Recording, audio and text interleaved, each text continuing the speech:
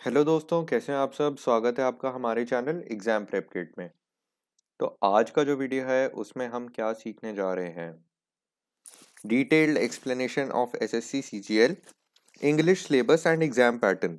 तो इंग्लिश का एग्जैक्ट क्या सिलेबस होता है और क्या एग्जाम पैटर्न होता है, किस टॉपिक पे कितने कितने क्वेश्चंस पूछे जाते हैं, ये मैं आपको आज के वीडियो में बताने जा रहा हूँ। तो चलिए स्टार्ट करते हैं। सबसे पहले मैं आपके लिए मैंने टेबल बना दी है, टॉपिक वाइज चलेंगे। फर्स्ट है fill in the blanks. Fill in the blanks जो है बहुत ज़्यादा डिफिकल्टियाँ आते हैं। इजी लेवल ऑफ डिफिकल्टी होती है, ज़्यादा नहीं आते हैं। एक से दो क्वेश्चन होंगे इसके, ज़्यादा भी हो सकते हैं।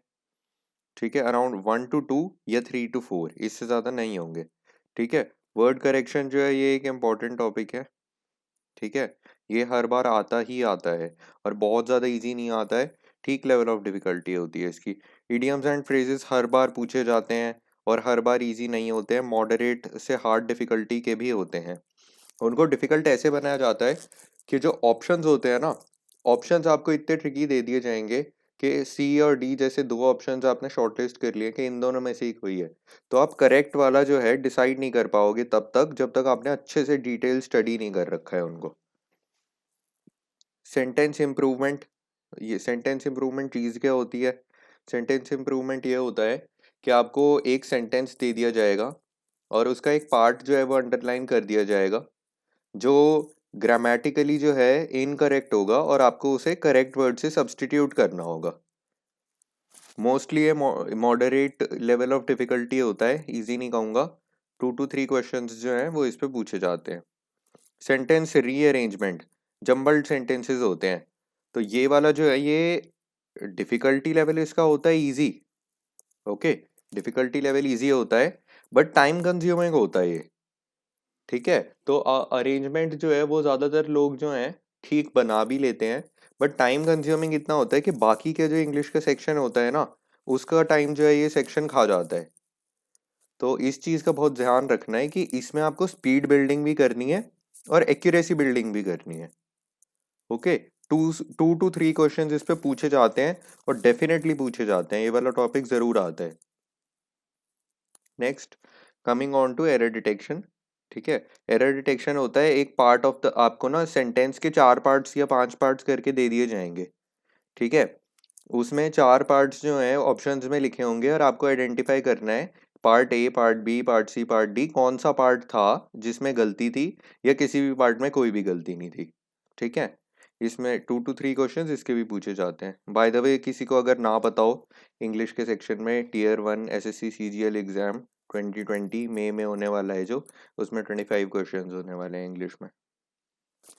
ठीक है, एक्टिव पैसिव जो है ये passive to active, active to passive sentence को कन्वर्ट करना होता है, इस टाइप का क्वेश्चन होता है उसमें।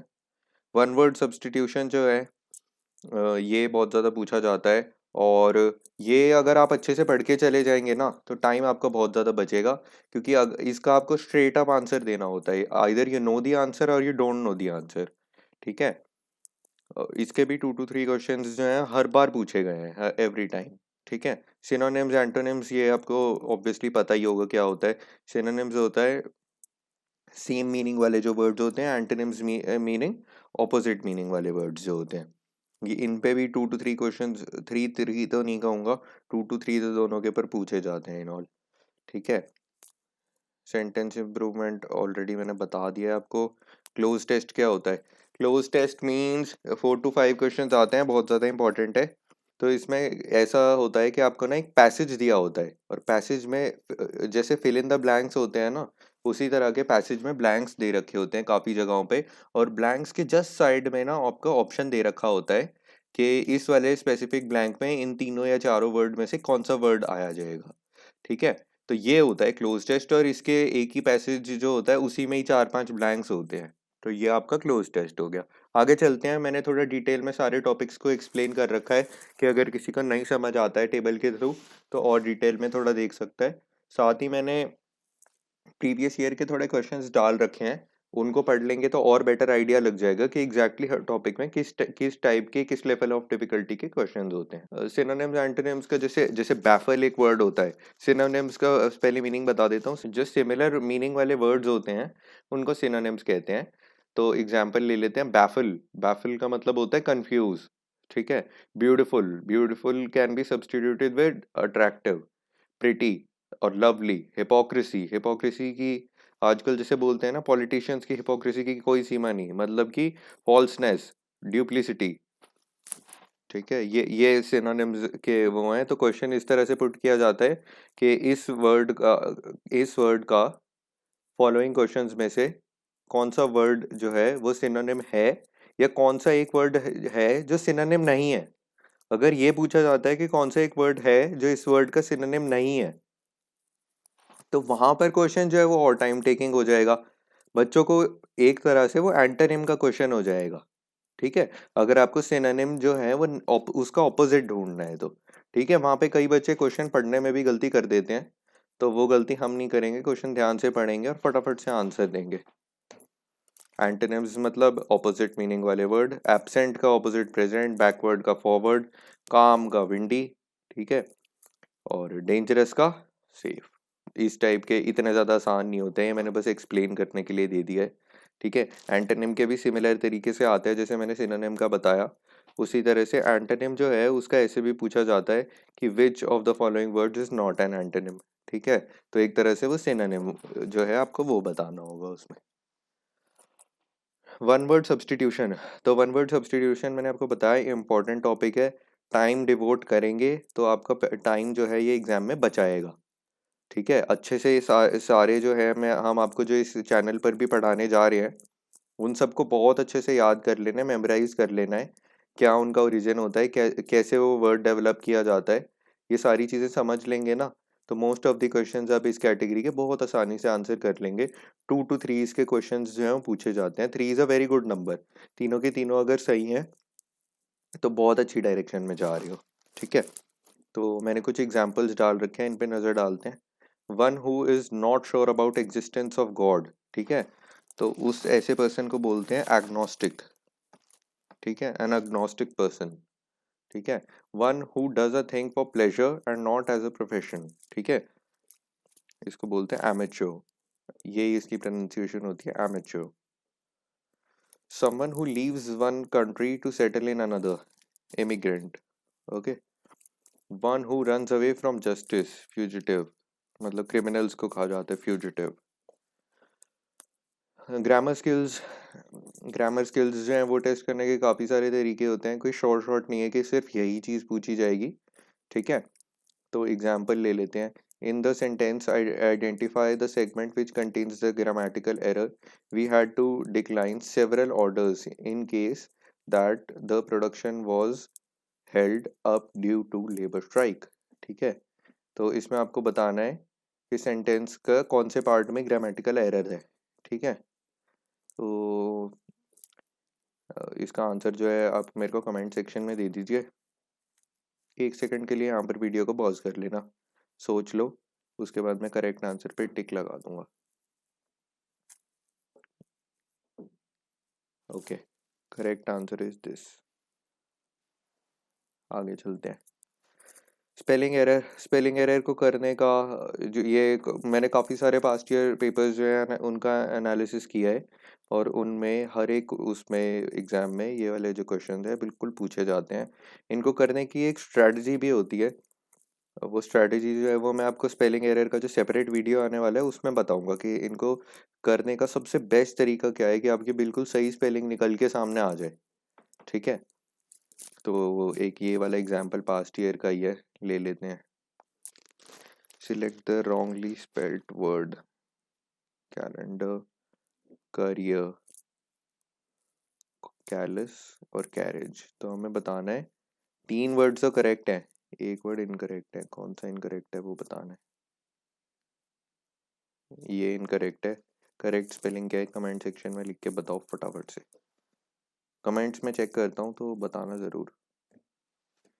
कॉम्प्रिहेंशन पैसेजेस, इसमें जो है वो एग्जामिनर जो है स्टूडेंट की रीडिंग स्किल्स को टेस्ट करता है। रीडिंग का एक पैसेज दिया जाएगा, पैसेज के बेस पे आपके जो है 3 to 4 क्वेश्चन इसमें पुट करे जाते हैं।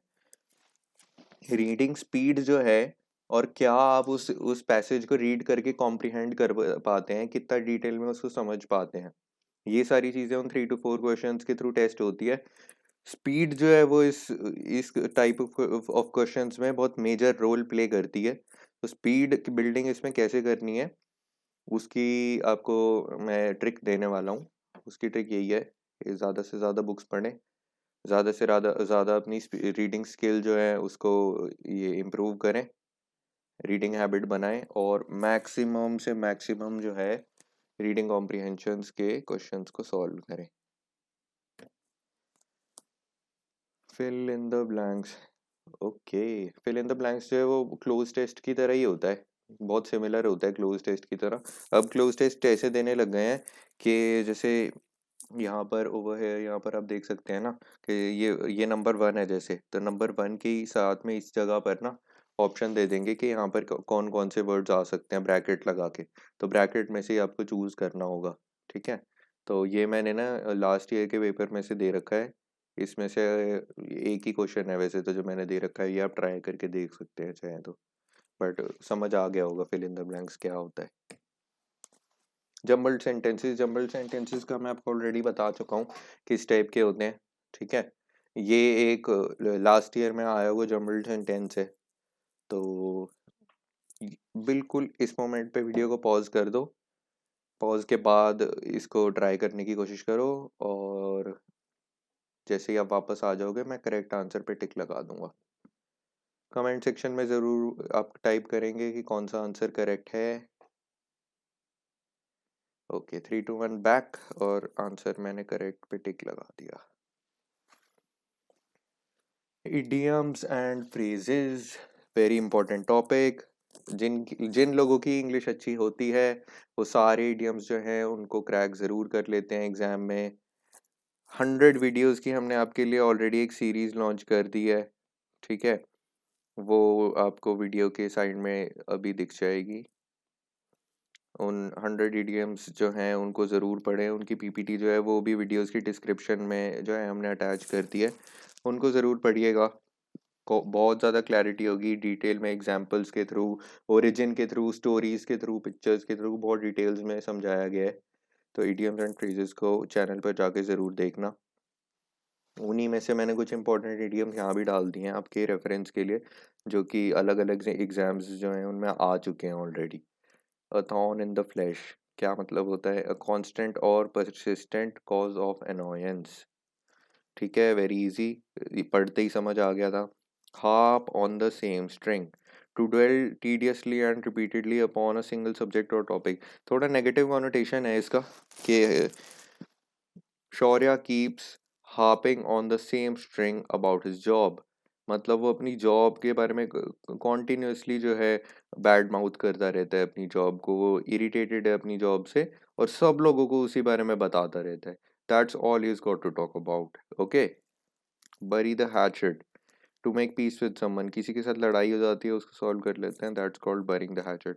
तो this is just a couple of examples कि किस टाइप के क्वेश्चंस होते हैं। तो इडियम जो है ये आपका जैसे ये है, तो ये क्वेश्चन में लिखा होगा, 4 ऑप्शन होंगे कि इसका मीनिंग क्या है या फिर ये करेक्टली किस सेंटेंस में यूज हो रखा है। तो ये दो तरह से जो है आपसे क्वेश्चन इस पे पूछा जा सकता है। क्लोज टेस्ट ऑलरेडी बता चुका हूँ कैसे पूछे जाते हैं। बहुत इंपॉर्टेंट टॉपिक है, बहुत ज़्यादा इंपॉर्टेंट टॉपिक है, टीयर 1 के लिए भी, टीयर 2 के लिए भी। ज़्यादा से ज़्यादा प्रैक्टिस करेंगे। इंग्लिश लैंग्वेज जो है उस पे आपका कमांड है या नहीं, वो क्लोज टेस्ट के थ्रू ही टेस्ट किया जाता है, एज द नेम सजेस्ट। तो ये मैंने पास्ट ईयर का एक वो डाल दिया है, तो इससे आपको आइडिया लग जाएगा कि किस टाइप के फॉर्मेट में पूछा जाता है। अब मैंने आपको ऑलरेडी बता दिया है कि कई बार ऐसे भी होता है कि यहाँ पर ऐसे ब्रैकेट देके ये 3 ऑप्शन जो यहाँ पर लिखे हुए हैं इनमें से कोई भी आपको ऑप्शन यहीं पर ही स्लैश लगा लगा के दे देंगे, उनमें से आपको एक सिलेक्ट करना होता है कि कौन सा इसका करेक्ट आंसर है। ऑलराइट, ठीक है, तो ख़त्म करते हैं आज का वीडियो यहीं पर ही। ये वाला टॉपिक था detailed explanation of English syllabus, उसका एग्ज़ाम पैटर्न कितने क्वेश्चंस आते हैं, सारी डिटेल में मैंने आपको बता दिया है। बाकी जो सेक्शंस हैं उनके वीडियोस भी बहुत जल्दी आने वाले हैं। तो make sure you like the video, comment if you have any queries, सारे क्वेश्चंस के आंसर ज़रूर बताना। एंड यहाँ तक अगर वीडियो देखा है तो आई विल जस्ट अज्यूम कि आप लोगों ने चैनल ऑलरेडी सब्सक्राइब कर दिया है। Thank you, have a good day, bye bye.